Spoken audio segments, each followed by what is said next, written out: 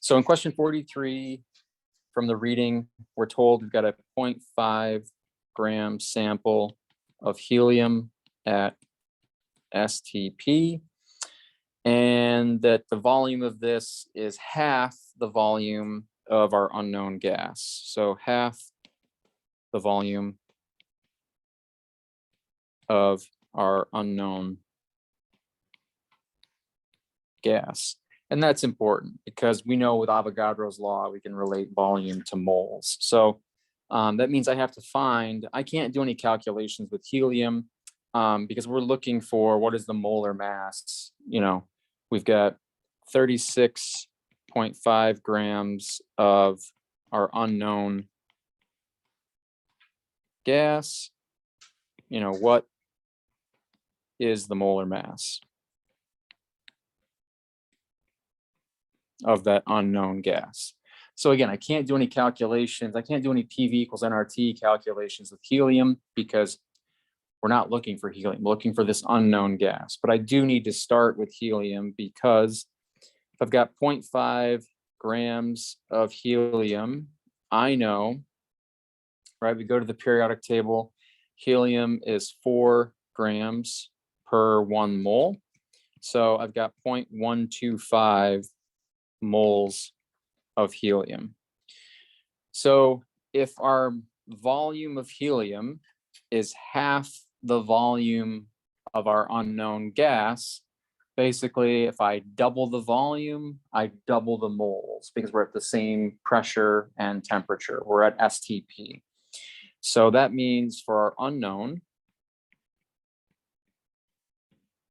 it's going to have twice the moles. So our unknown is going to have 0.5 moles of our gas. All right, and we know that because it is twice the volume of helium. Avogadro's law tells us we can relate the volume of two different gases as long as they're at the same temperature and pressure. They're both at STP. They're both at standard temperature and pressure. So we've got 0.5 moles of unknown, right? And we know that moles equals grams over our molar mass. So I've got 0.5 moles of a gas, and that gas is got 36.5 grams of that gas over my molar mass. So we're going to multiply both sides by molar mass to get molar mass times 0.5 moles equals 36.5 grams. We'll divide both sides by 0.5. Oops. And got a calculator somewhere.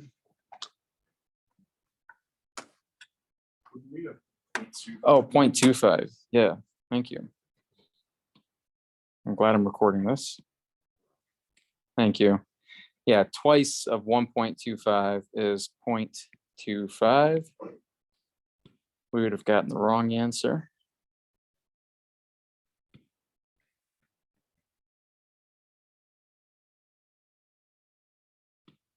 All right, this will be a recording I just delete for this.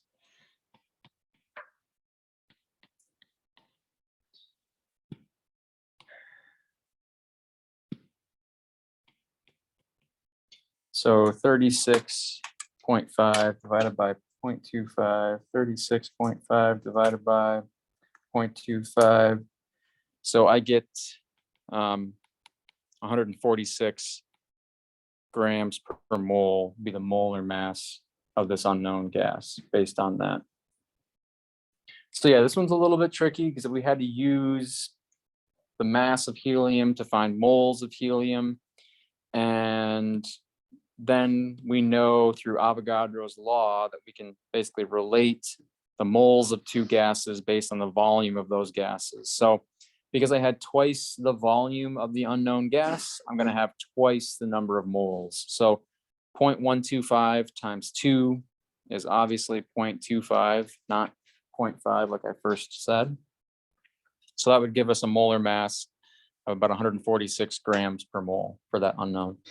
In the bottom left corner, would you read that as 36.5 grams per 1 molar mass? This would be, no, this is the mass of the gas that we have. Here would be molar mass. So we've got moles, grams, molar mass would be right here. So this would be grams per mole right here.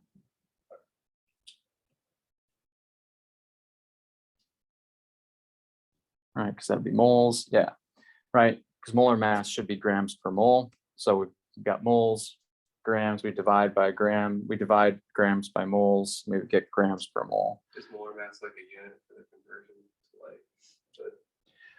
like? Our molar mass comes from, that's how much of this we would need to have 1 mole of that. So it is, our molar mass is always just given in how many grams we would have per 1 mole of whatever we're talking about.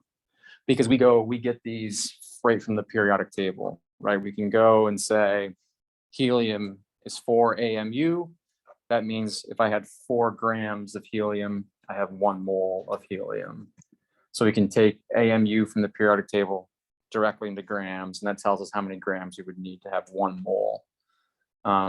This was originally, it's not anymore, but it was originally based on carbon-12. If you had 12 grams of carbon-12, you had exactly 1 mole of carbon-12. So yeah, that was question